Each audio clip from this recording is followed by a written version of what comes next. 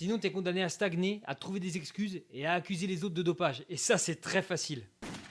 Sur ma précédente vidéo, j'ai reçu ce commentaire et il a retenu mon attention. Parce que sur cette chaîne, je tiens à apporter ma vision de la musculation et plus particulièrement la prise de muscle. Je ne cherche pas à complexifier les choses, mais plutôt à nuancer. Et parce qu'il y a deux façons de voir la musculation. La voir d'une façon plutôt binaire, il faut faire ci, il faut faire ça, c'est comme ça que ça marche. Penser de manière limitée, ou bien partir de l'individu vers l'extérieur.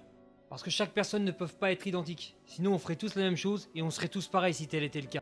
Alors la musculation est-elle compliquée? Ce qui est compliqué aujourd'hui avec le flux d'informations à disposition, c'est l'interprétation de ces dernières. Ce qui complique les choses, c'est de prendre un élément et de l'isoler et de le voir comme vérité universelle. Par exemple, il y a l'école de ceux qui disent qu'il faut se fier uniquement aux sensations et ceux qui disent totalement le contraire. Pourquoi toujours chercher à trancher de façon extrême, sans aucun d'entre-deux? Les sensations sont des outils, et plus tu vas te connaître, plus tu pourras t'en servir à bon escient. Mais si tu te fies uniquement à ça, tu vas stagner. Et avec tout ça, tu finis par être perdu à tester un peu tout, sans savoir si ça te concerne vraiment. La première chose à considérer, c'est ton niveau de pratiquant. Parce que si tu débutes en te concentrant sur ta technique d'exécution, sur la maîtrise de ton schéma corporel et sur les mouvements globaux, dans un premier temps, ce sera largement suffisant. Mais ensuite, le principal problème, c'est de vouloir trop s'éparpiller. Parce qu'on se base sur les autres sans vraiment avoir les bases. Vous n'avez pas les bases. La musculation regorge d'outils, les techniques d'intensification, le matériel à disposition, les différentes méthodes. Tout ça est mélangé avec les fondamentaux dans la plupart des cas. Sachant que ça reste des outils, des moyens. Parce qu'il y a des priorités qui vont apporter la majeure partie des résultats. Mais on va te faire miroiter des méthodes secrètes. Il est donc bien de parler des fondamentaux, des paramètres si je puis dire, les tenants et les aboutissants de la prise de muscle. En t'entraînant, tu vas créer un stress à ton tissu musculaire. Il va subir un stress significatif. S'en suivra donc un processus d'adaptation, avec d'un côté la récupération, le sommeil, la nutrition notamment, et une surcompensation, la création de nouveaux tissus musculaires. Le corps est vraiment bien fait. Il va mettre tout en place pour faire face par la suite au stress que tu lui as fait subir. Et il faut savoir que c'est un processus local que les muscles vont se développer indépendamment des autres. Et les principaux types de stress qui vont enclencher le processus de la prise de muscle, le premier, c'est la tension mécanique, le plus important. C'est la tension d'étirement et de contraction que va subir ton muscle sous tension via ta charge de travail. Et il y a aussi le stress métabolique, c'est la brûlure que tu vas ressentir au fur et à mesure que tes séries durent. Et c'est très vulgairement comme ça qu'on prend du muscle. Tu vas pouvoir augmenter la tension mécanique avec le principe de la surcharge progressive, qui est le fait de toujours aller vers la progressivité. Par exemple, augmenter le nombre de répétitions, augmenter la charge de travail. Mais la progression n'est pas linéaire, parfois tu vas progresser sur ton placement, sur ton recrutement, sur ta technique d'exécution, plutôt que sur tes performances. Il y a une phrase que j'aime beaucoup de Eric Mallet, un scientifique qui résume parfaitement la progression à l'entraînement, c'est la rentabilité des entraînements successifs. La force est fortement corrélée à la masse musculaire, mais ce n'est pas le seul facteur qui va rentrer en compte. Parce qu'il y a aussi d'autres facteurs qui sont plutôt internes, ce qui se passe au sein même du corps. Il y a les facteurs biomécaniques, comme le bras de levier, les facteurs neurologiques, la coordination inter- et intramusculaire des fibres, la vitesse de contraction des unités motrices, qui optimise comment la tension est produite dans les fibres, et le facteur métabolique, tel que le métabolisme du calcium qui intervient dans la régulation sanguine, lors de la congestion, de la brûlure, et je vulgarise bien évidemment.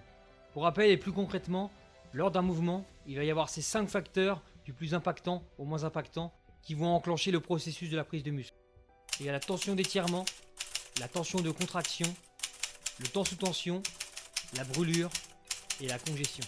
Donc tout ça, c'est les principes résumés de la prise de muscle. Maintenant, on peut passer au principe d'une programmation. Parce qu'il nous faut bien un cadre pour pouvoir évaluer et interpréter ce qu'on fait, des repères. Et il y en a 3 qu'on peut prendre en compte. La fréquence, le volume et l'intensité. La fréquence, ça va être le nombre de fois où ton muscle sera stimulé dans un laps de temps. On parle en jour calendaire par simplicité, mais ton muscle ne sait pas que c'est lundi le jour des pecs. Et les recherches ont montré qu'il vaut mieux entraîner chaque groupe musculaire au minimum 2 fois par semaine. Mais ça va aussi dépendre de ton volume d'entraînement, de ton intensité, ou bien même de tes points faibles. C'est vraiment contextuel. Et ce qui va compter aussi, c'est surtout ta capacité de récupération. Et comment tu préfères t'entraîner. Parce que le meilleur programme qui puisse exister, c'est le programme que tu peux tenir. Pour le volume, il est recommandé pour la plupart des individus de faire entre 10 à 20 séries par groupe musculaire et par semaine. Et ça, c'est ce que dit la science, c'est une moyenne. Et ton corps réagit à un signal dans une certaine situation. Le volume, c'est la quantité, et plus tu progresses, plus tu évolues, et plus tu es efficient à l'entraînement. Tu développes donc ta capacité à être intensif. Et donc, moins un grand volume te servira, au contraire, Parfois elle pourra même te desservir. Parce que ta capacité de récupération et de travail vont être réduites. En gros, dans une certaine mesure, plus tu as de qualité, moins tu auras besoin de quantité. Parce que quand tu t'entraînes vraiment intensément avec des années de recul, tu peux te permettre d'avoir beaucoup moins de volume. La fourchette de répétition va être un indicateur parce qu'il faut bien se baser sur quelque chose. Mais comme pour les jours de la semaine, tes muscles ne les comptent pas. Et c'est le rapport entre volume et intensité qui vont donner une fourchette de répétition, qui vont varier entre les mouvements polyarticulaires et d'isolation en règle générale. Selon ton niveau d'entraînement, tu vas t'entraîner à différentes intensités. On parle en pourcentage de RM pour répétition maximum, qui est la charge limite avec laquelle tu ne peux pas faire plus d'une seule répétition. Et théoriquement, il est recommandé pour les débutants de s'entraîner à 60% de son RM pour les mouvements d'isolation et polyarticulaires. Pour l'intermédiaire, on va être sur du 65% pour l'isolation et du 80% pour du polyarticulaire. Et pour le pratiquant avancé, on est sur du 85% pour du polyarticulaire et du 70% pour l'isolation. Mais sur le terrain, t'es pas obligé de calculer tout ça.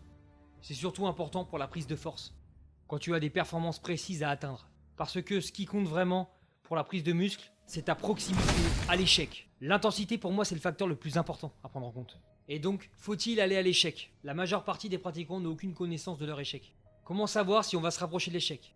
La vitesse de ta phase concentrique de contraction va être réduite. Ton amplitude aussi, et ta technique va se dégrader. Pour la plupart des pratiquants, je recommande de tout donner et de s'arrêter juste avant que la technique ne se dégrade.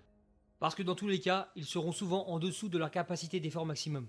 Mais pour un pratiquant très expérimenté, à l'aise avec sa proximité à l'échec, lui va pouvoir utiliser le RPE ou bien le RIR, qui sont des notions de répétition de réserve et de ressenti par rapport à l'échec, qui permettent de gérer le ratio fatigue-stimulation en s'entraînant honnêtement à 1 ou 2 répétitions de l'échec par exemple. Après, ça va rester personnel en fonction des préférences de chacun et surtout de la récupération.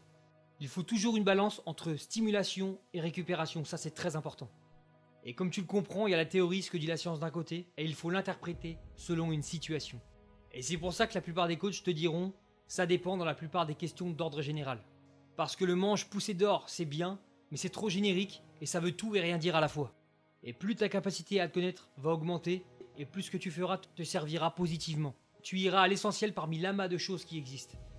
Et tu trouveras pas le chemin à terme pour avancer si tu t'arrêtes sans cesse ou si tu divagues de droite à gauche. Parce que la musculation c'est perçu comme quelque chose pour les bœufs. Mais pour moi il faut être capable de savoir ce qui fonctionne et ne fonctionne pas sur toi. Sinon t'es condamné à stagner, à trouver des excuses et à accuser les autres de dopage. Et ça c'est très facile. Sans parler également de l'importance de la nutrition. Et j'ai travaillé en salle de sport et il suffit de 30 minutes pour voir que la plupart des pratiquants n'ont aucune conscience de ce qu'ils font. Ils ne font que reproduire ce qu'ils voient. Je te donne un exemple, si je n'avais pas eu connaissance de mon valgus très prononcé, j'aurais fini par me blesser en continuant à faire du curl à la barre droite. Et j'ai d'ailleurs manqué de peu que ça m'arrive. Alors c'est pour ça qu'aujourd'hui j'aide les pratiquants qui stagnent dans leur objectif de prise de muscle ou bien même de recomposition corporelle. Et que je cherche à divulguer des informations qui me semblent assez pertinentes sur le sujet. Pour le troisième point qui est la connaissance de soi, après avoir vu donc les principes de la prise de muscle et de la programmation, je te déconseille de te tabler sur les morphotypes. Car à mes yeux c'est mettre les gens dans les cases et c'est surtout un concept inventé par William Sheldon, un psychologue.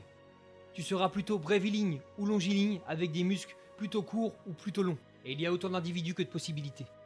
Et donc en fonction de ça, il y aura des outils qui te seront plus ou moins adaptés. Et j'ai vraiment du mal avec cette vision de la musculation sans aucune réflexion. Parce que oui, le plus important c'est de se donner vraiment à l'entraînement. Mais à mes yeux, ce qui est encore le plus important, c'est de pouvoir le faire le plus longtemps possible. Alors si tu comprends comment le corps est amené à prendre du muscle, que tu structures ta routine et que tu te connais un minimum, tu pourras dire adieu à la stagnation. Ce sont pour moi les 3 grands piliers.